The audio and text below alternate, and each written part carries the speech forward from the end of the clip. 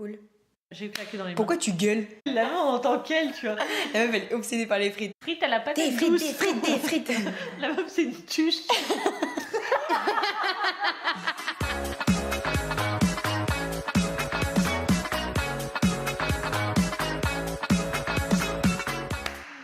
Bienvenue sur le podcast Elle porte la culotte, le podcast de deux entrepreneuses qui sont prêtes à vous mettre le feu, vous parler d'entrepreneuriat féminin et vous apporter tous les outils qu'elles utilisent au quotidien pour mener à bien leur business. Si vous nous écoutez sur iTunes, n'hésitez pas à nous laisser un avis parce que ça nous permettra de voir un petit peu ce que vous pensez de ces podcasts, de ce nouveau format. Et en même temps, ça nous permet aussi d'être mieux référencés sur la plateforme d'Apple. Donc du coup, n'hésitez pas à nous laisser votre avis après nous avoir écouté. Et si vous nous écoutez sur YouTube, même fonctionnement, n'hésitez pas à nous laisser des commentaires, ça fait toujours plaisir, et un petit like, comme ça on saura que vous êtes intéressés par notre contenu. Donc je suis Marie de Marie Roé et de l'agence Boîte d'Ampoule. Et je suis Aurélie de Digital Woman. Aujourd'hui, on va voir ensemble comment gérer sa vie de femme et sa vie d'entrepreneuse. On sait que c'est un sujet qui vous intéresse particulièrement, parce que souvent on a des questions à ce sujet, comment gérer, quelle place donner à sa vie de femme, quelle place donner à sa vie d'épouse, quelle place donner à sa vie d'entrepreneuse, etc. Donc c'est le sujet de ce nouveau podcast. Donc le premier conseil qu'on va vous donner aujourd'hui dans ce podcast pour vous aider à gérer votre vie de femme et d'entrepreneuse, donc que vous soyez maman, que vous soyez en couple ou même que vous soyez célibataire mais que vous avez votre propre vie aussi de femme à proprement dit, ce sera de vous créer un planning. Donc on vous parle souvent d'organisation et de planning et en fait toutes les... la joie. Et en fait, tous les domaines s'y prêtent et c'est un peu la clé en fait de pas mal de points. Et donc là, c'est la même chose. On va vous conseiller de créer un planning où vous allez dispatcher vos moments professionnels et vos moments perso avec des moments aussi off. Qui sont inclus dans les moments perso, mais parfois vous pouvez aussi vous préparer des moments juste pour vous, mais on en reparlera un petit peu plus loin dans le podcast. Et ce sera vraiment l'idée d'essayer de monter votre semaine, vos journées, pour que vous vous imposiez même parfois des moments pour déconnecter, parce que c'est vrai que c'est pas facile de déconnecter de son business, surtout quand c'est le début. On a envie de faire plein de choses, on a le feu, on a envie de créer plein de trucs, on a plein d'idées, on veut tester, on veut mettre du contenu, on veut créer sa communauté, on n'a pas le time. Ouais, on veut y aller. C'est ça.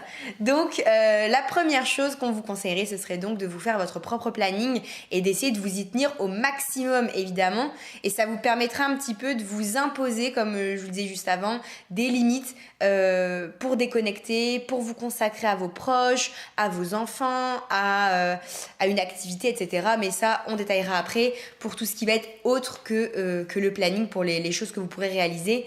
Mais c'est vrai que moi, dans mon planning, quand je me crée ma semaine, je note aussi les moments off, les moments où je dois déconnecter, les moments où on mange avec des amis, les moments où je dois aller voir ma famille. Et quand je vois que j'ai une semaine où j'en ai pas du tout, je me dis, Aurélie, là, t'es en train de... Tu vas péter un câble à la fin de ta semaine. Tu t'en bloques, tu t'en bookes au moins 1 ou 2 sur ta semaine. Il faut que tu fasses une pause, quoi, à un moment donné. C'est sûr. Et puis surtout, on est entrepreneuse, on est à notre compte. C'est un des avantages qu'on a, c'est de pouvoir organiser son propre planning. Et c'est vrai que quand on démarre, on pense pas à ça. On pense tout notre temps injecté là-dedans. Et on pense pas à se déconnecter et penser aussi à notre vie perso. Même si on est célibataire, de faire des choses, même si on n'a pas des obligations en fait avec les enfants, avec ceci, mais c'est bien de directement se dispatcher notre temps entre pro, perso, de bien distinguer les deux, et voilà, ça va être vraiment le départ de tout, c'est de faire un planning, mais vraiment, vraiment, vraiment bien structuré sur ça, quels sont les moments où je vais travailler, les moments où je vais pas déroger à ça, et les moments perso où je ne vais pas du tout penser à mon business. Ensuite, une fois que votre planning est établi, il y a une étape vraiment cruciale à faire et à mettre en place. Et moi, c'est ce que j'ai fait au tout départ. C'est-à-dire qu'il va falloir annoncer directement votre planning à votre entourage. La répartition de temps que vous avez et surtout ne pas y déroger. C'est-à-dire qu'au départ, même si vous travaillez de chez vous en plus, donc moi c'était tout au départ, ma famille se permettait du coup d'arriver chez moi, de venir boire le café parce qu'ils pensaient du coup que j'étais chez moi, que j'étais disponible. Alors que moi j'étais sur mon business, donc au début j'étais restée polie un petit quelques jours quoi, parce que pour faire passer la pilule, mais après je me suis très vite énervée, du coup j'ai tout j'ai tout envoyé péter, j'ai mis des murailles partout en fait, pour bien montrer quelle était qu'en fait, pendant ces moments-là, en fait, j'étais en train de travailler tout simplement, mais les personnes, elles ne peuvent pas le deviner, en fait, que vous êtes en train de travailler. Donc, si vous avez une famille, si vous avez un mari, si vous avez un copain, si vous avez, je sais pas moi, des parents qui sont intrusifs dans votre vie, si vous avez des amis, etc., vous leur dites que vous êtes en business, mais que, je sais pas moi, le lundi, par exemple, de 8h30 jusqu'à 18h30, vous êtes en train de travailler. Même s'ils ne comprennent pas, quitte à mentir, même dire que vous avez un bureau ailleurs, ça marche bien aussi. Mais voilà, de leur dire que pendant ces moments-là où vous n'êtes pas disponible, même pas pour aller boire un verre, pas pour faire le shopping, même pas pour discuter par téléphone ou pour envoyer des textos toute la journée, ça va être vraiment un moment à vous. Même si vous êtes chez vous et qu'il y a votre famille qui est là, de ne pas vous faire interrompre tous les 2 minutes par les enfants ou le mari ou le copain, etc., qui dit ah mais viens on va faire les courses, ou regarde le téléphone il a sonné, il répond, ou va ouvrir la porte. Non, je suis pas là, je suis en business, quitte à même s'aménager un coin de la maison comme ça qui est réservé à ça, réservé au business, et du coup les personnes sont interdites d'accès à cet endroit-là de telle heure à telle heure, et c'est non négociable. Il faut bien mettre un point d'honneur à ça. Ouh, elle fait peur, Marie. Oui. Mais c'est l'un des points qui est les plus difficiles, enfin en tout cas d'après moi, c'est l'un des points qui est les plus difficiles parce que... Pour toi, parce que pour moi ça a été facile. Ouais, pour moi ça a été pas simple du tout. En fait avec mon mari c'était super simple, donc l'avantage c'est que moi je vis avec lui donc c'est plus simple. Par contre au niveau des proches, au niveau de la famille, de la belle famille, des amis, etc., c'est vrai que pour eux je travaille de la maison donc je peux me libérer n'importe quand. Donc dès qu'ils avaient besoin, ils m'appelaient: Aurélie, est-ce que tu peux faire ça pour moi, est-ce que tu peux aller là, est-ce que tu peux... Alors en fait au début j'ai dit oui, j'ai fait l'erreur de dire oui, et en fait après c'est devenu récurrent, et donc toutes les semaines c'était ça. Et puis si un jour je disais non, la personne se vexait, et puis elle se braquait, etc. Donc dans tous les cas de figure en fait j'en ai eu tout un tas, et du coup j'ai suivi tes conseils parce que c'est après une discussion qu'on a eu ensemble aussi, et je me suis dit qu'il fallait que je mette des barrières parce que il fallait que je donne toutes les chances à mon business de réussir, que sinon j'allais m'en mordre les doigts si ça plantait à cause de ces personnes là, parce que parfois comme Marie vient de le dire, ça se joue à pas grand chose, et c'est vrai que quand vous vous imposez des horaires de travail, si vous ne respectez pas ces horaires de boulot et que du coup vous travaillez moins, ça peut se jouer sur une après-midi que vous n'avez pas bossé, vous n'avez pas bouclé un projet, vous n'avez pas finalisé un truc, et à la fin de la semaine vous êtes dans la merde parce que vous vous rendez compte que vous n'êtes pas dans le timing quoi. Donc du coup c'est vrai que ça c'est hyper important de réussir à se fixer quelque chose et à l'imposer autour de vous. Donc moi par exemple j'étais même en vacances quoi. Moi en vacances je peux aller avec des personnes en vacances, me dire voilà tel jour je vais travailler de telle heure à telle heure. On fera tout ce que vous voulez à partir de 17h par exemple. On ira boire l'apéro, on ira manger au restaurant, etc. On sortira si vous voulez. Mais moi je ne suis pas disponible de telle heure à telle heure. Et bien l'imposer, bien camper sur ses positions. Et dans la même dynamique, en fait, le troisième point qu'on va vous donner là dans ce podcast, toujours par rapport à l'extérieur et aux personnes extérieures à votre boulot en fait, ça va être en fait simplement au bout d'un moment d'arrêter de vous prendre la tête. Et si vous expliquez les choses et que les personnes ne comprennent pas, eh bien vous n'allez pas continuer à expliquer les choses 3, 4, 5 fois, 6 fois et sans cesse essayer d'expliquer ce que vous faites, pourquoi vous le faites et pourquoi est-ce que ça se passe comme ça. Non, il y a un moment donné, voilà, vous vous coupez de l'extérieur quand vous bossez et vous envoyez bouler tous ceux qui ne comprennent pas ce que vous leur dites, les règles que vous leur imposez, ceux qui ne veulent pas les comprendre, qui ne veulent pas les accepter. Eh bien tant pis, s'ils ne veulent pas les accepter, eh bien vous leur dites non, c'est tout, c'est comme ça et pas autrement, et vous arrêtez d'essayer de vous justifier. Il y a un moment donné, les personnes qui mettent de la mauvaise volonté, elles sont néfaste pour votre business de toute façon. Donc si vous voulez vraiment réussir les filles, il faut vraiment que vous preniez la décision aujourd'hui, quand c'est nécessaire, de vous couper de l'extérieur pour bosser, et tant pis pour les conséquences derrière. Si jamais il y a des personnes qui se braquent, soit ça passera, soit tant pis, vous avez vos objectifs en tête et c'est ceux que vous voulez vraiment réaliser. Et tu sais que moi j'ai arrêté de me justifier là, j'ai commencé à tester ça au début. Même si j'étais pas en train de travailler, je faisais quelque chose de perso et on me demandait d'aller là et qu'au fond j'avais pas envie, souvent je me justifiais ou je trouvais une excuse. Maintenant je trouve plus d'excuses et plus de justification, je dis juste non. Souvent la personne elle attend pourquoi, enfin elle me le pose pas mais elle me regarde du genre elle attend une suite, ouais. Mais non, je te donnerai pas, j'ai pas de suite à te donner. Non, je travaille, mais voilà, j'ai pas besoin de me justifier. Est-ce que tu viens boire un verre? Non. Voilà, point barre. Parce que voilà, je suis en train de travailler. Et même, je vais dire, je suis en train de travailler. Ben ouais, mais tu vas chez toi, vas-y, tu vas rattraper tes heures à ce moment-là, ou on va pas rentrer tard, tu pourras bosser après. Non. Donc je me justifie plus, je ne donne plus d'explications. Ah, quand je serai à ce niveau-là, je me sentirai puissante, hein, déjà. mais... Parce que moi, je suis pas encore à ce niveau-là. Mais en fait, il va falloir que tu te places aussi avant les autres, en fait. Ouais, c'est ça, le business, ça. et enfin vous et votre business, ça doit être la priorité, et c'est limite, c'est le moment d'être égoïste, quoi. C'est ça.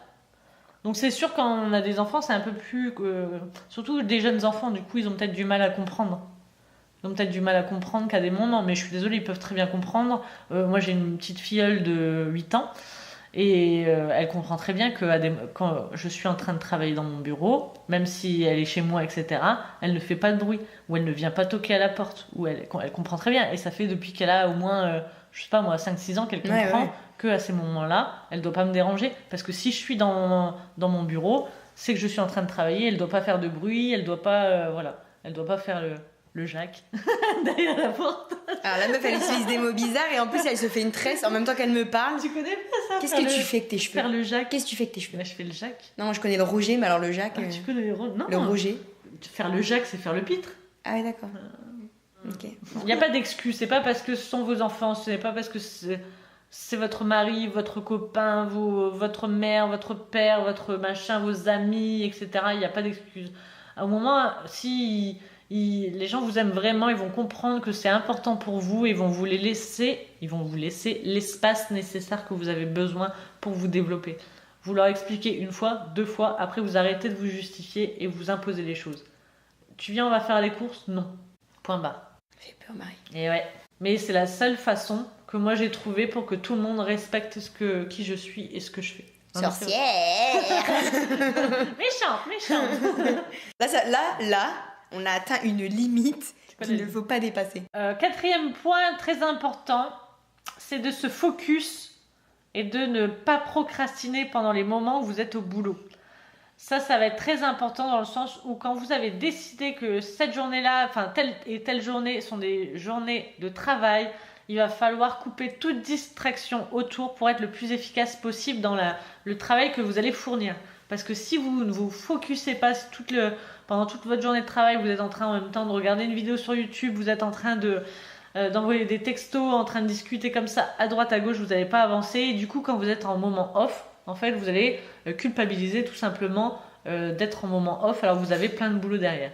Donc là, c'est vraiment cette astuce-là, c'est de se focus un maximum possible et de ne pas procrastiner pendant que vous êtes au boulot pour apprécier vos moments off un maximum. Et d'ailleurs, on parlait de distraction à couper, etc. Je sais que moi, par exemple, je supporte pas quand il n'y a pas de bruit de fond. J'aime pas être dans un calme complet chez moi. Du coup, à chaque fois, je mettais la télé en bruit de fond. Mais c'est vrai que parfois, selon les horaires, j'avais tendance à lever le regard 2 secondes et tac, je sortais de ma concentration, etc.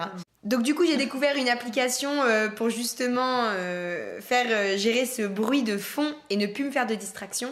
Et ce sera ma recommandation à la fin de cet épisode. Le 5e point qu'on va vous conseiller pour vous aider à gérer votre vie de femme et d'entrepreneuse, ce sera de ne pas culpabiliser quand vous vous accorderez des moments off. Ça a l'air tout simple dit comme ça, de vous dire je vais focus et je vais bien savourer chaque moment, je vais profiter. C'est des moments que je me suis prévus, donc j'ai le droit de décompresser, de ne rien faire ou de faire cette activité-là par exemple. Mais en fait, c'est pas si simple. Et moi, je sais que j'avais beaucoup de mal au début de mon business et encore parfois aujourd'hui. Parce que tu n'appliques pas bien le point numéro 4.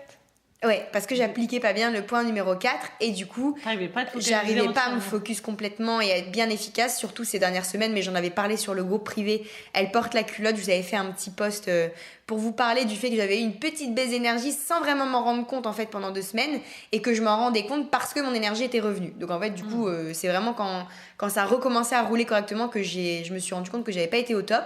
Et du coup, c'est vrai que quand je prenais un moment off, je me souviens, mon mari me disait tout le temps, mais c'est lourd parce que on prend un moment off et il est toujours en train de checker ton téléphone. Parce qu'en fait, j'étais en train de culpabiliser. Je me disais, bon, peut-être que je peux essayer de travailler un petit peu sur Instagram, même si c'est un moment off, voilà. Nanana. Et en fait, c'est pas comme ça que ça marche. Quand vous prenez un moment off, il faut vraiment le prendre complètement.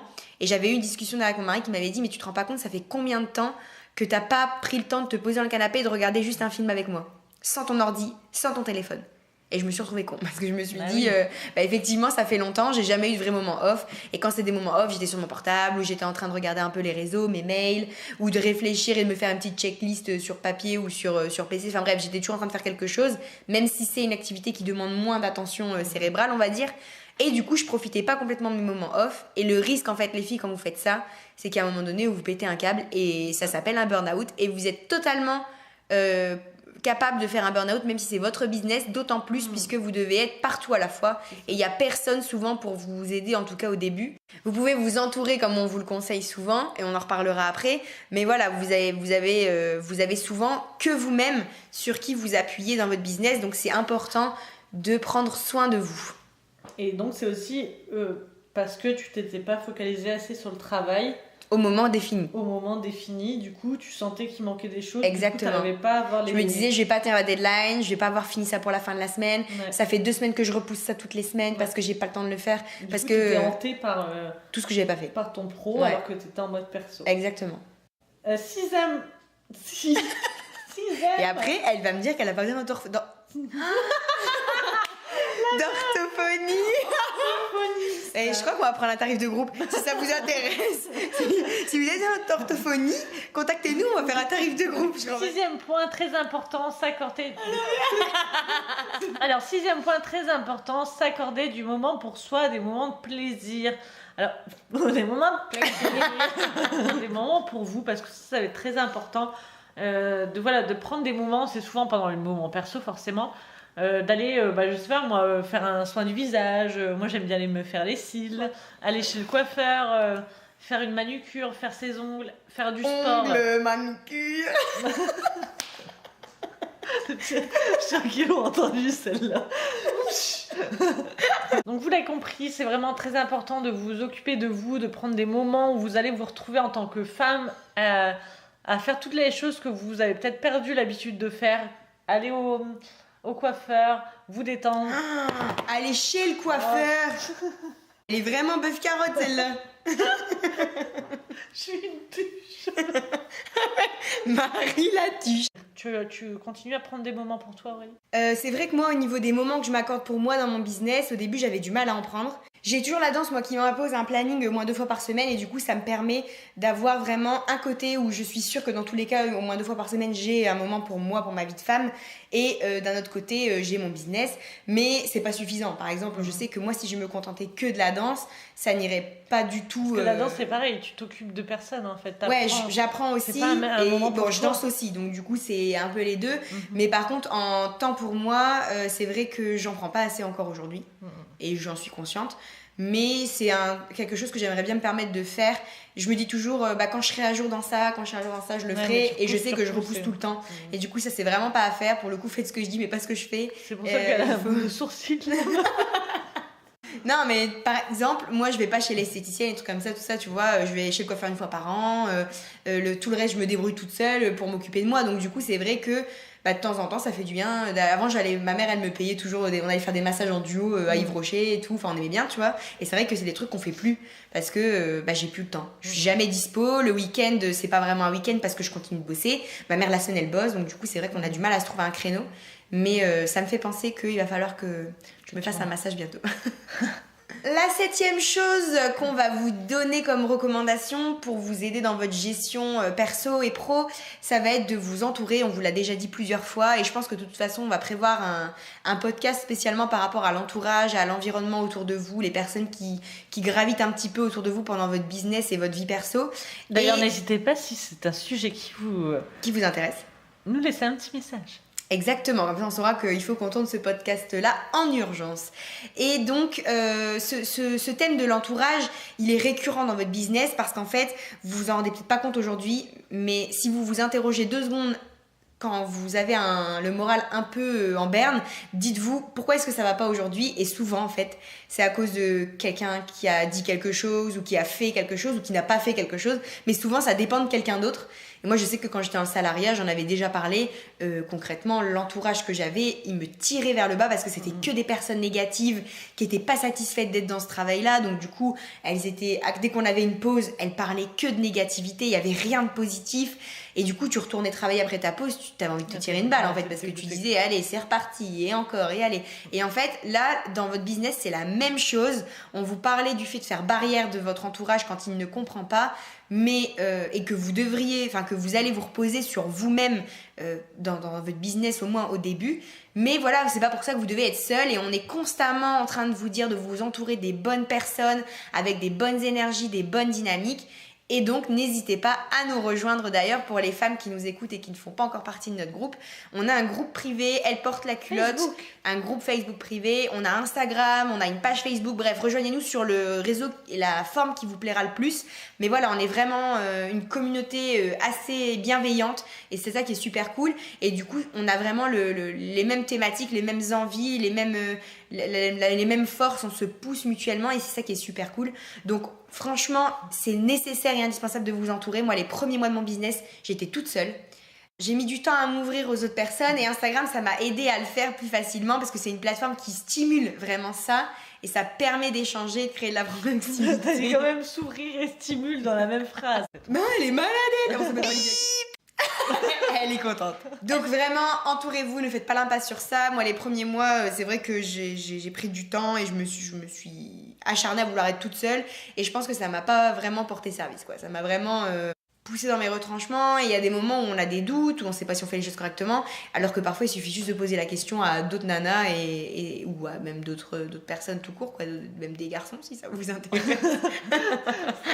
C'est un bordel ce podcast, c'est encore pire que tous les autres. Donc voilà les points en fait qu'on voulait vous souligner sur comment gérer sa vie de femme et d'entrepreneuse. Surtout n'hésitez pas à nous envoyer des messages, à rejoindre notre groupe, nous envoyer des messages privés sur Instagram, sur Digital Woman ou sur Marie Roé, sur Elle porte la culotte. Elle porte la culotte, sur comment vous faites exactement pour vous gérer votre vie de femme et d'entrepreneuse. Ça nous ferait plaisir de savoir également. Et il est l'heure maintenant de faire les recommandations de fin de podcast, c'est-à-dire qu'on vous recommande des produits qui sont souvent en lien avec la thématique que l'on aborde sur ce podcast. Donc moi, aujourd'hui, je vais vous recommander un livre que je suis en train de lire. Donc pour le coup, c'est encore une fois une idée de livre qui a été piqué sur Nomade Digital. C'est un podcast que j'adore et c'est à partir de là, je vous l'avais déjà dit, que mon envie de créer des podcasts est venue. C'est en écoutant les podcasts de Nomade Digital. Et en fait, c'est un livre qui a été recommandé pendant un podcast qui s'appelle Deep Work de Cal Newport, je pense que c'est ça, Cal Newport. Donc je suis vraiment au début du livre, mais c'est vraiment un livre qui va vous apprendre, qui va vous parler du travail en profondeur, c'est-à-dire comment se mettre dans un état de concentration extrême pour pouvoir accomplir beaucoup plus de choses, pour aller beaucoup plus loin. Donc voilà, je suis encore tout au début du livre, mais il est vraiment très prenant. Donc je vous le recommande, Deep Work de Cal Newport. Et deuxième petite recommandation aussi, parce que cette semaine je vous en recommande deux, c'est le fait de prendre un tracker pendant que vous êtes en train de travailler. Qu'est-ce que c'est au juste ? Donc moi, quand je suis en train de travailler, je prends j'ai un petit calepin sur lequel je marque le nombre d'heures que j'effectue sur telle ou telle tâche. C'est-à-dire que je vais noter à quelle heure je commence, par exemple, sur la tâche d'un client et à quelle heure je la termine. Comme ça, je sais exactement le nombre d'heures que j'ai passé sur telle tâche, puis sur tel contrat, puis sur tel client exactement. Parce que ça va me permettre aussi de traquer mon temps tout au long de la journée et de savoir qu'est-ce que j'ai réalisé tout au long de la journée. Est-ce que j'ai bien réparti mon temps ? Est-ce que j'ai travaillé un certain nombre d'heures ? Parce que c'est vrai, souvent on finit notre journée et on se rend compte qu'on se dit putain, mais j'ai eu le temps de rien faire, alors que c'est pas vrai du tout. Donc là maintenant, moi je traque en fait tout ce que je fais. C'est-à-dire que, je sais pas moi, je passe 3 heures sur un contrat, ensuite je passe 4 heures sur un site, ensuite je passe 20 minutes sur les réseaux sociaux, même mes recherches, etc. Je traque toute ma journée pour voir où mon temps passe. Et ensuite aussi, c'est plus facile pour moi de récolter ces heures et de savoir combien de temps un certain contrat me demande en temps. Donc je sais à peu près combien de temps je fais pour créer une newsletter, pour créer un site internet, pour créer un logo, etc. Donc moi, je vous donne ces deux recommandations-là. Un livre qui s'appelle Deep Work et faire un tracker. Vous prenez tout simplement un petit calepin. On a tous un monde calepin qui traîne chez nous pour aller traquer votre journée et votre temps. Moi, ma recommandation, c'est l'application que je vous ai évoquée tout à l'heure par rapport au fait de rester focus sur le travail, et quand vous faites partie de ces personnes qui n'aiment pas être au calme complet, en fait, tout simplement. Du coup, il y a une application que j'ai découvert il n'y a pas longtemps et que je commence à utiliser tout doucement. J'ai pas encore le réflexe de la mettre à chaque fois, mais c'est vrai que c'est vraiment pratique. Ça s'appelle Coffeetivity, donc COFITIVITY, et c'est une application qui est gratuite et ça vous permet en fait de mettre un bruit de fond de café plus ou moins intense, donc comme si vous travailliez en fait dans un café, dans un petit resto, un petit truc, et du coup ça vous met un bruit de fond de personnes qui sont actives autour de vous et vous n'êtes jamais dans le calme plat et ça vous déconcentre pas. Et ça, c'est vrai que c'est vraiment bien. Moi, je sais que, par exemple, si je suis dans une pièce où les personnes sont en train de travailler, et bah du coup, ça va m'aider à travailler. Et si du coup, cette appli-là, elle reproduit ça, en fait, elle en fait, du monde, ça te reproduit des discussions, mais tu sais, en fond. Et je vais te mettre on peut peut-être se mettre dans un flow. Je vais te mettre un extrait. Vous avez plusieurs. Je crois qu'il y a 3 types de. Tu vois, t'as les murmures du matin, le repas et ils disent vibe d'université, on va dire, les sons d'université. Donc tu vois, t'as un bruit de fond. Et tu peux choisir l'intensité. Ouais. Et du coup, ça me permet de vraiment avoir les ambiances que j'ai besoin autour de moi pour me stimuler. Donc voilà, donc c'est Coffeetivity. Parfait. Merci beaucoup pour cette recommandation, Aurélie. Elle est pertinente au moins. Donc voilà, on vous remercie d'avoir suivi ce podcast sur comment gérer sa vie de femme et d'entrepreneuse. Comme d'habitude, on attend vos avis iTunes, on attend vos commentaires, vos abonnements sur YouTube, vos messages. Et en attendant, on vous dit... On vous kiffe. Love.